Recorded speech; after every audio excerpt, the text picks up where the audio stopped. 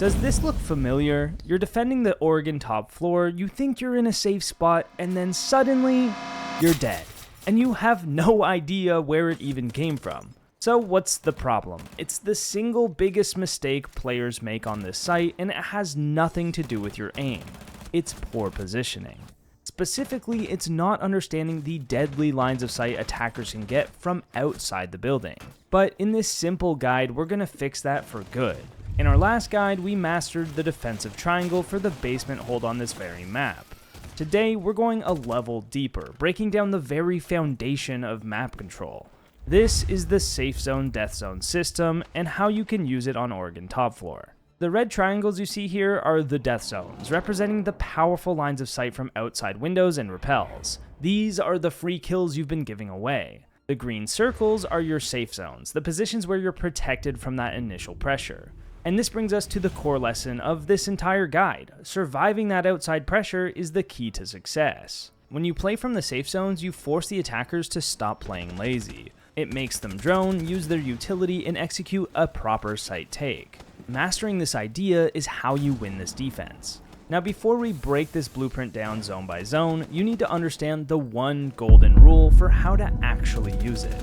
Mastering this single concept is what separates the beginners from the pros. The golden rule is active awareness.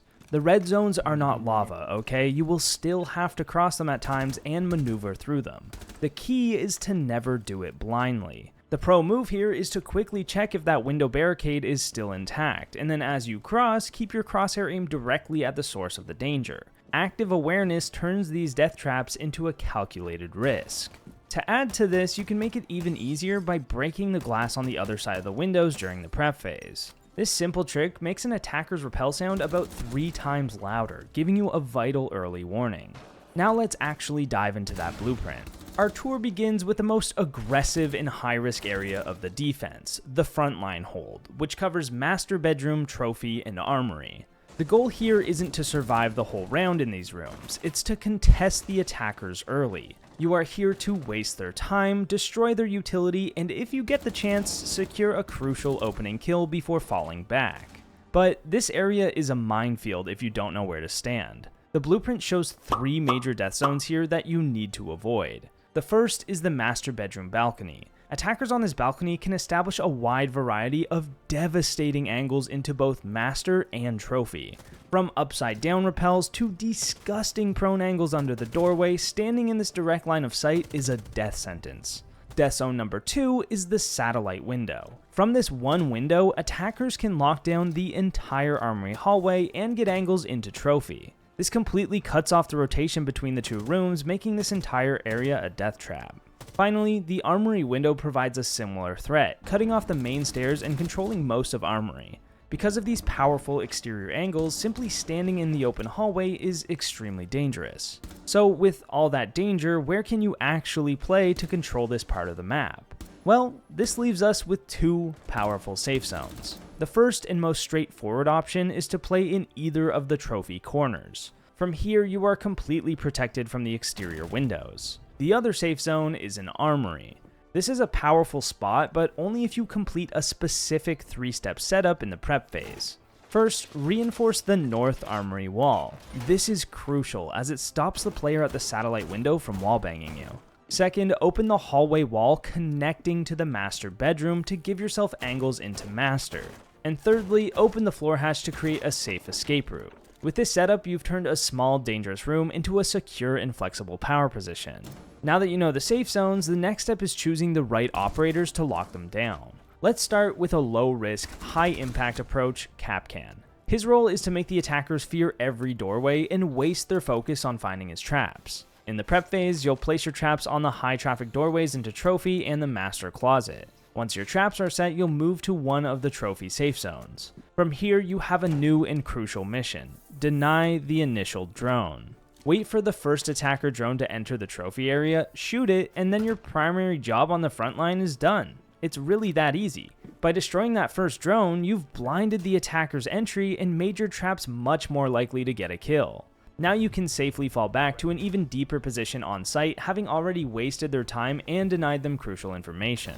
If you want to be more active in draining the attacker's resources, Aruni is a top tier choice. Her job is to create a utility tax that forces the attackers to waste time and projectiles before they can even begin their push.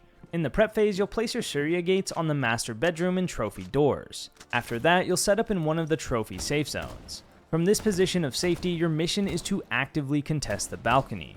Use her powerful DMR with an ACOG to punish any attackers who carelessly peek. Every second the attackers spend dealing with you and your gates is a second they aren't executing on the bomb site. Once you've gotten a pick or feel the pressure is too much, you can fall back to a deeper position, leaving your gates behind as a permanent early warning system. Finally, for a more aggressive close quarters style, you can bring Mute. His job is to be a ghost, using a lack of information to create a deadly ambush. First, you'll need to perform the full 3-step setup for the armory safe zone, reinforcing the north wall, opening the master wall, and opening the floor hatch. Next, place your mute jammers to deny all the drone information for armory and master bedroom. Now, you just have to hold your position. Your mission here is to be an invisible threat. Because the attackers can't drone you, they are forced to face check the area. This gives you a massive advantage in any close quarters gunfight. Get your kill with either the shotgun or the C4, and then immediately use your escape hatch to disappear before they can trade you out. In my opinion, it's the perfect strategy for a solo queue player. Now that we've disrupted the attackers on the front line, it's time to solidify the heart of the defense. The core site hold, covering games room and big window. This is where you'll either win or lose the round. The core site hold is all about surviving the immense pressure from 3 key exterior windows. Each one of these, if left uncontested, can single-handedly cut the bomb site in half by locking down crucial rotations. Let's break down exactly how. First is the big window itself. An attacker playing here completely cuts off the rotate between the Bunks position and white stairs. This forces the Bunks player into a static hold. While they are still in a dominant power position to watch the trophy door and game's breach, their ability to rotate and be flexible is completely taken away. They are now committed to that one spot.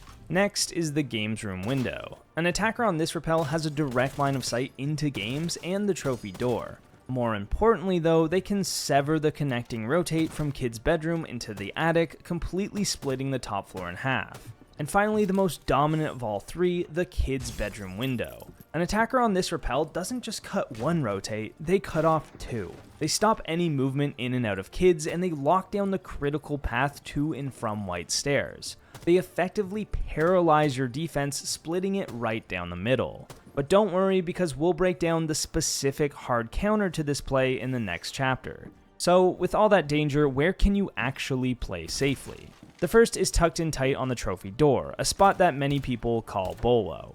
Playing here makes you invisible to all exterior angles, making it a perfect power position for a shotgun player to force close range fights on anyone pushing the door. If you've fallen back from the frontline hold as mute, this is going to be your new home. The next safe zone is games itself, which creates a lethal crossfire onto the trophy door and allows you to hold the attic push if the attackers gain that control. You have the cover of the couch to play from, and you can support the big window push from here as well. Just remember to be aware of any attackers coming up white. Some barbed wire or trap utility on white stairs itself gives you the perfect warning, and reinforcing both games wall fortifies this area into a strong position.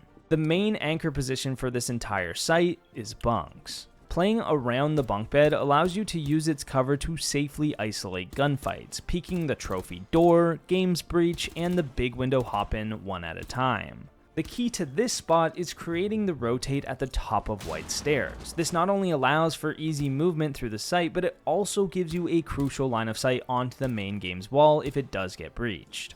Now let's talk about the specific operators that bring this entire core hold to life. Melusi is the perfect operator for gaining information across the entire bomb site. By placing her banshees on the white stairs, the trophy door, and the big window hop-in, you'll have all the audio cues you need to take every gunfight with a massive advantage. Her last one can be placed in attic to support the backside hold, which we'll get into shortly. To keep your safe zone and games room up, you'll need Cade. His electro claws are perfect for stalling or completely denying the main game's breach. Because of their large range, you can place them in tricky spots where they can't be seen from big window, which is why he's a better pick here than Bandit or Mute. As we've established, repositioning between these safe zones is crucial. Azami's Kiba barriers and Smoke's canisters are the perfect tools for this. You can use their utility to block off a deadly line of sight, allowing you to cross a death zone safely to get to the power position you need to be in. And that's how you lock down the core of the site. By mastering these safe zones and using the right operators, you create a flexible and powerful anchor. But we still haven't solved the single biggest problem we identified, that dominant site-splitting rappel on the kid's bedroom window. Now we move to the final point in our triangle, the position that acts as the direct counter to that exact play, the backside hold in attic and kid's bedroom. This is the position that serves as the last line of defense and the ultimate backstop for this entire site. You've got two main goals here. First, be the player who denies the final chaotic push from the attackers. And secondly, provide the hard counter to that deadly kid's window rappel we identified in the last chapter.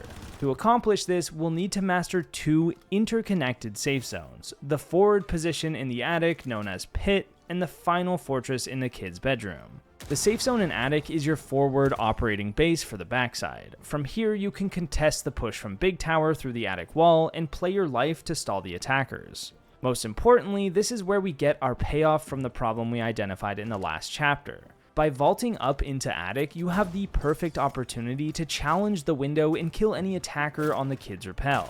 This is the definitive counter that completely neutralizes their most powerful angle.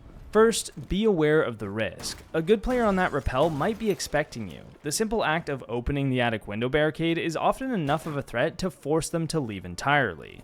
If they don't move, you need to take the fight. But you have a significant advantage here.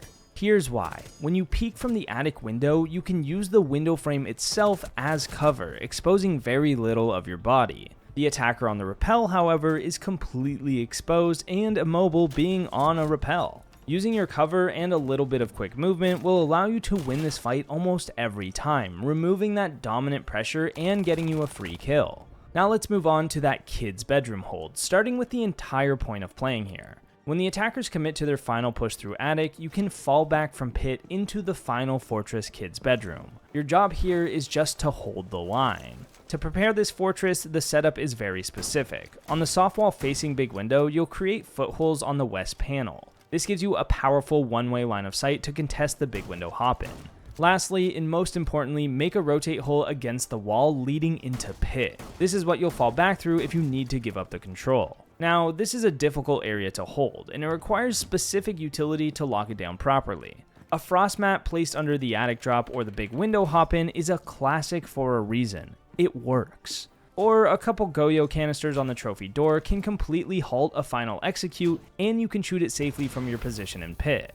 Stall a little extra time earlier in the round by placing one on the barricades of master door and the big window. The next operator is Warden. Place a deployable shield in the doorway of pit, and you now have a powerful position to hold. You're immune to the flashes and smokes that attackers will use for their final push, and your shotgun allows you to create all the necessary setup all on your own. So there you have it. By understanding the Oregon top floor not as a set of rooms, but as a series of interconnected safe zones and death zones, you can finally stop dying for free and start winning. You now have a complete system for thinking, not just a set of spots to memorize. Now I want to hear from you. Which safe zones on the site do you think is the most underrated? Let me know in the comments below because I read every single one, guys, okay? If this guide helped you think about Siege on a deeper level, be sure to subscribe. We're pulling a new page from the Poxonlox playbook for a new map very soon, and you won't want to miss it. And if you want to take your support to the next level and rep the brand in-game, you can get access to my exclusive Poxonlox in-game charm by subscribing to my Twitch channel. It's a great way to show that you're part of the community. The link's in description if you like.